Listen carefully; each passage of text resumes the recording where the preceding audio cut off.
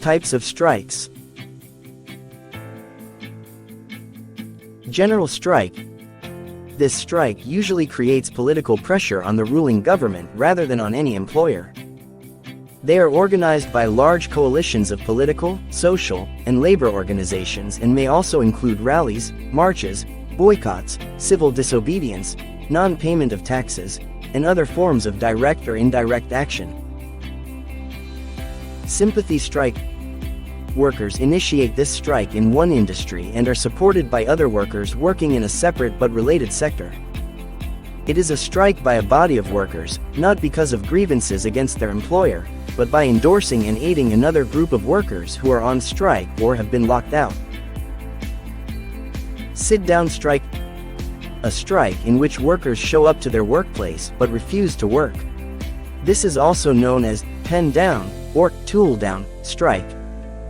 This is a form of a labor strike and civil disobedience in which an organized group of workers, usually employed at factories or other centralized locations, take unauthorized or illegal possession of the workplace by sitting down at their stations. Jurisdictional strike. It is a type of strike in which a union undertakes a concerted refusal to work to assert its members' right to particular job assignments and to protest the appointment of disputed work to members of another association or unorganized workers. Jurisdictional strikes happen most frequently in the United States in the construction industry. Construction unions often resolve those disputes through a privately created adjustment system. This type of strike is often called a demarcation dispute in other countries. Unfair labor practice strike.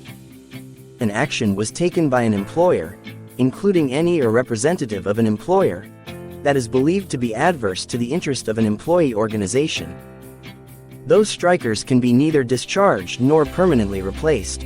After the strike ends, unfair labor practice strikers, absent serious misconduct, are entitled to have their jobs back even if employees hired to do their work have to be discharged.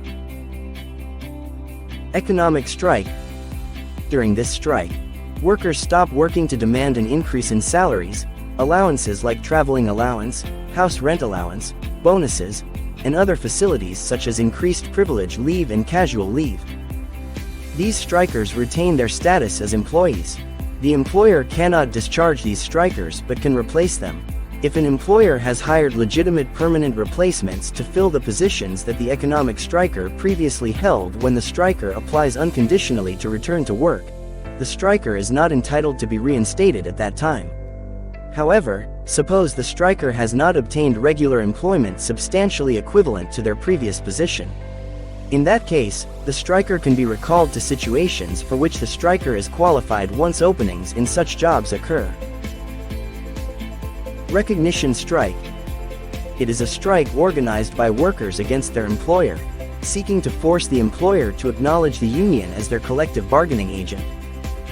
This means that the employer must negotiate with the union on behalf of the workers. With the passage of the National Labor Relations Act, such strikes became unnecessary.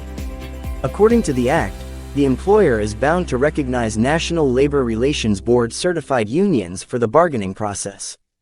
It is also known as an organizational strike. Slow down strike. It is an industrial action in which employees perform their duties but seek to reduce productivity or efficiency in performing these duties.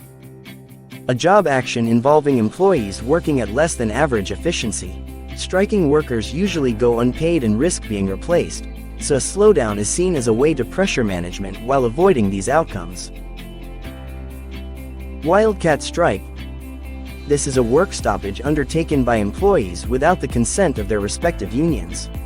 Such strikes are not necessarily illegal, but they often violate the terms of a collective bargaining agreement.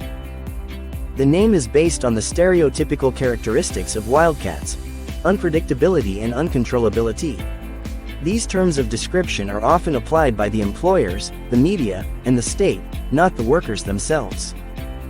Wildcats provide no opportunity for employers to preempt the action by making threats to workers' livelihoods or pay, or by persuading them that their grievances should be dealt with by negotiations, mediation, or arbitration.